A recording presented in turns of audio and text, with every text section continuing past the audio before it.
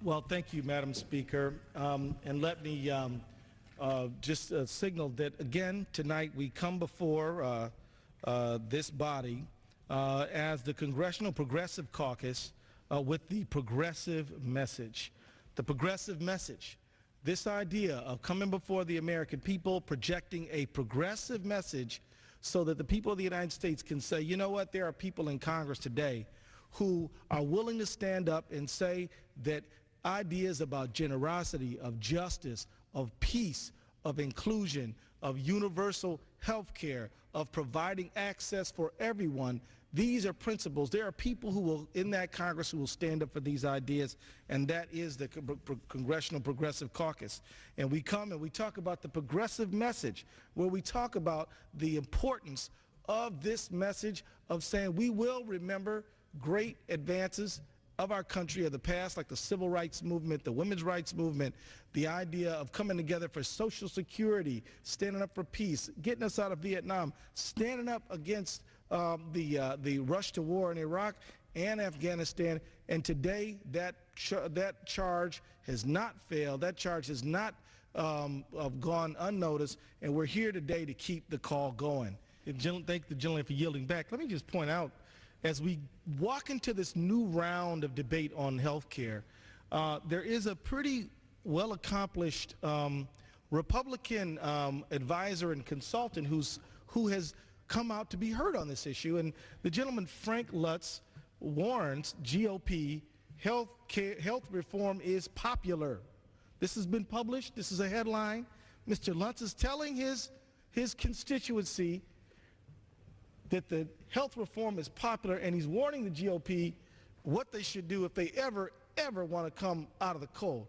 Dr. Frank Lutz, a top Republican consultant on the language of politics, is warning GOP that the American people want health care reform and that lawmakers need to try to avoid directly opposing President Barack Obama. Quote, "You simply must be vocally and passionately on the side of reform," all caps. Lutz advises in a confidential 26-page report, I guess it's not so confidential now, report obtained from Capitol Hill Republicans. Quote, "The status quo is no longer acceptable if the dynamic becomes President Obama is on the side of reform and Republicans are against it, then the battle is lost and every word in this document is useless." I think it's important to bring this out because we, of course, care about our Republican colleagues. We're all in the same body, and I think the advice to them is to avoid the fear stuff because, as Frank Lutz, a man who knows this stuff, has said, health reform is popular. With the gentleman to yield back, you opened up an issue which I'd like to explore for a moment, and it's the issue of cost. And the expense, how much is it costing? I think the gentleman from Washington already talked about the exorbitant expenditure. And this chart I have to my right, projected spending on health care as a percentage of gross domestic product. What this chart shows is that we are nearly approaching 50% of gross domestic product when you add up all of health care. This big shaded area, the light blue gray area here, is all other health care. This little thin slice is Medicaid, and this low slice down here is Medicare, which we all know is one of the most efficiently run health care systems that we have, by the way, a single payer system. And we've seen as a percentage of GDP that if when you add it all up, it's getting up till 50%. My question is, and by 2082 will be 50%. Here we are back here. It's been crouching up, and now we're in the realm of approaching 15, 14%. But if it keeps on growing, we will be paying 50% of our gross domestic product in health care by 2082, which, quite frankly, is not that long from now. These numbers are going in the wrong direction. I also want to bring up another chart very briefly.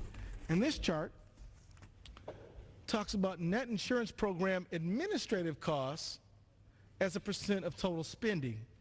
Fact is, if you look at Medicare, administrative costs are pretty low, about 5% or less. Medicaid, a little higher, 8%. Top 5 private companies, 17%. Small group, 29%.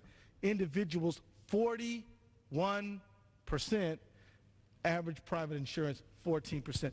My question is, can we continue to see administrative costs be so high when we talk about having an insurance program? What are the implications for the average citizen trying to get health care? Well, I thank the gentlelady for making that clear about small business, because it is important that for people to know we have this burgeoning coalition of people who want to see single payer, or at least want to see a public option. Clearly, we know that the forces of labor would like to see this public option, and many of them call for single payer. We know that the Chamber of Commerce has said we need health care reform. They might not be calling for single payer, but some are. We know doctors are. But also, as you pointed out, it's critical to know small business people would benefit from single payer, or at least a public option, which is critical. And I just want to say, as we begin to wrap up tonight, that the need for health care reform and a public plan is essential. Reform will alleviate the burden on families by lowering costs, ensuring timely access to affordable, quality health care, making sure everyone has access to preventative care to help keep people healthy, so those employees that you were talking about, I'm referring to Congresswoman Lee, don't have to worry about their employees being sick and not coming to work. They got a plan, so they're coming back to work every day. And allowing workers to change jobs without worrying about losing health care. In this age of increasing unemployment, should a person lose their job and lose their health care? It's a scary prospect.